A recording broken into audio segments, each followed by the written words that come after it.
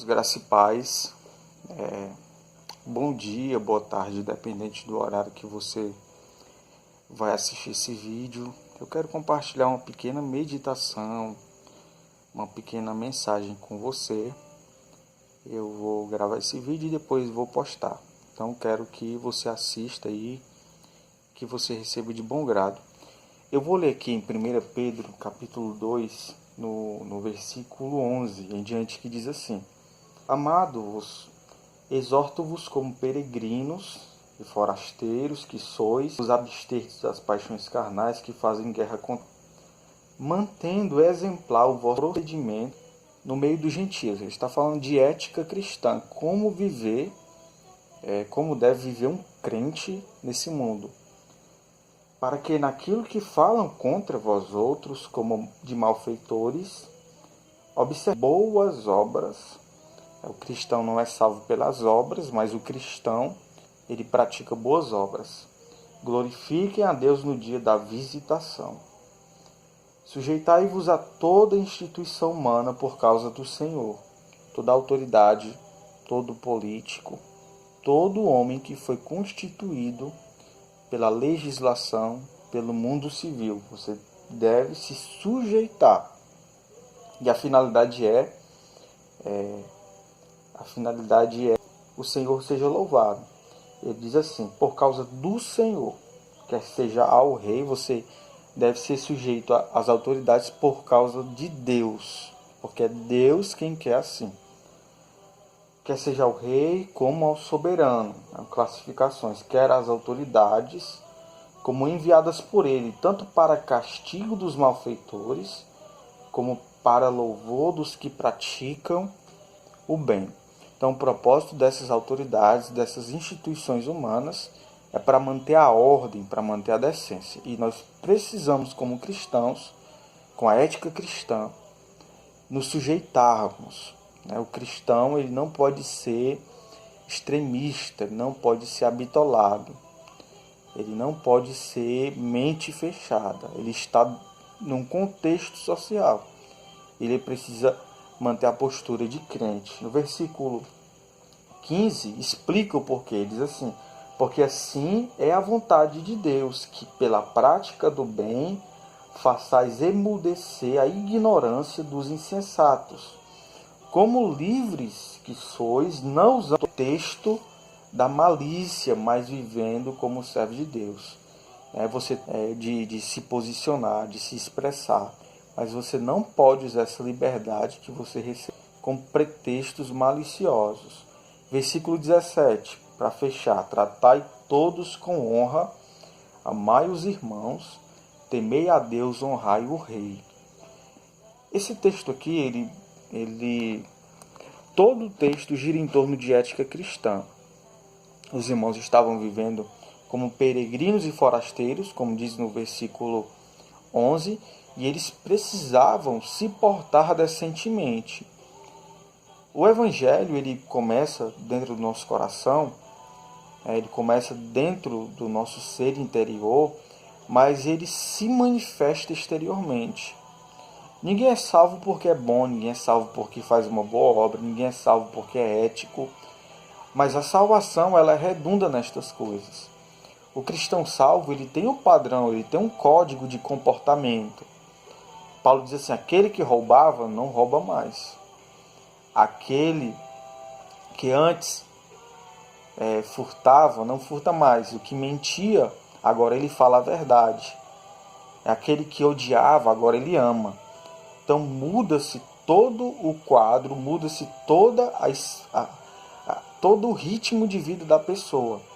E referente às autoridades, que aqui é onde eu quero chegar, nós estamos vivendo um tempo muito difícil, tanto para quem é pobre, como para quem é rico, como para quem é leigo, como para quem é douto. Por quê? Porque estamos enfrentando uma pandemia, um vírus que está se alastrando, que está tomando proporções inimagináveis. E nesse momento em que o mundo está paralisado, o mundo está apreensivo, os cristãos um exemplo proceder. E infelizmente muitos cristãos nesse momento triste, né, quando vão se expressar, quando vão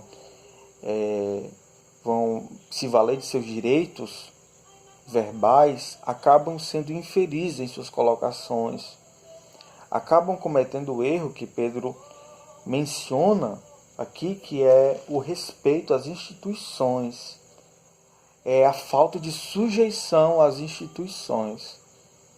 Muitas vezes, se valendo da cidadania, o cristão ou a pessoa que se diz religiosa acaba desrespeitando as instituições instituídas por Deus. Querendo ou não, as pessoas que estão onde estão, políticos, prefeitos, trabalhadores públicos, foram colocadas ali por Deus. Eu aceitando ou não aceitando, foi Deus quem estabeleceu que aquilo existisse.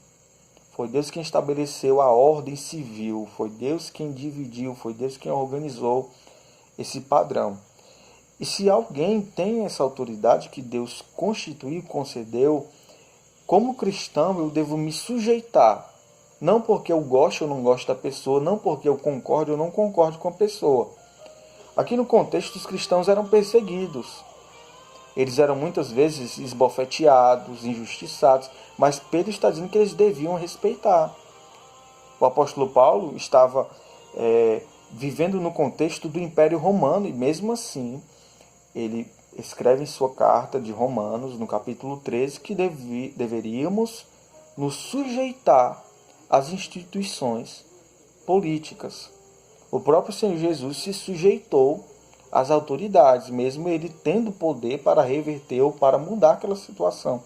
Ele se sujeitou à pena de morte daquele tempo, daquela época, daquele povo. Então, porque nós queremos muitas vezes mudar, ou queremos interferir, ou queremos nos comportar como revolucionários? Se nós estamos, como cristãos, em posição de obediência, em posição de sujeição. Porque nós queremos muitas vezes ser melhores do que Jesus, do que Paulo, do que Pedro, que sofreram, que foram perseguidos, que foram martirizados, e nós não queremos sofrer antes a injustiça. Não estou dizendo aqui que o cristão não pode ter opinião, não pode ter posicionamento. Há muitos cristãos que estão na política.